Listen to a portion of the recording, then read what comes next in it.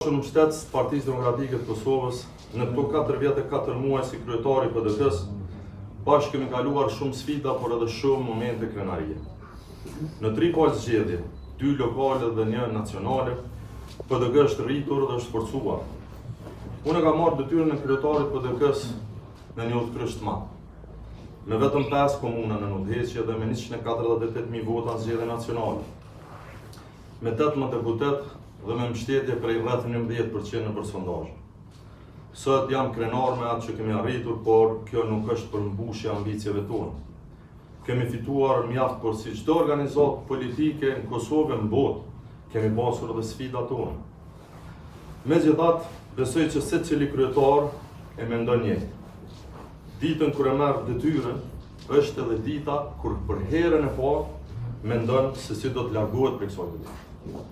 Dhe sot, pas shumë kohë reflektimi, besoj se ka ardhur momenti i duhur. Sepse një parti që beson në zhvillim, duhet besoj edhe në ripërtritje.